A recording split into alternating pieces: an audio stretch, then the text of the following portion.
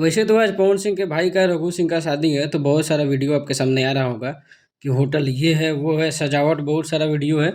तो कुछ वीडियो आप देख सकते हैं। इस वीडियो में कृष्णा हेरिटेज जोआड़ा में है, बहुत बड़ा होटल है, बहुत ग्रैंड होटल है। एक और नाम निकल रहा था कि ग्रैंड होटल आरा में व्यवस्था किया गया है, लेकिन नहीं, ये कृष्णा हेरिटेज होटल है आरा का। वहीं पे आज पूरा शाम को 3-4 बजे से प्रोग्राम शुरू होगा।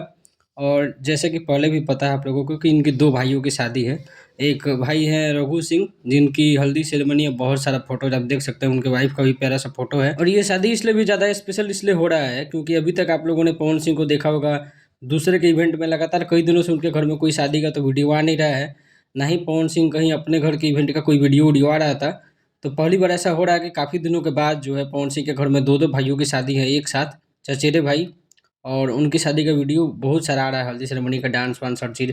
और पवन सिंह का लगातार इंतजार हो रहा है, पवन सिंह नहीं आ पा रहे हैं क्योंकि लगातार इतना ज़्यादा प्रोजेक्ट अभी उनके हाथ में आ चुका है।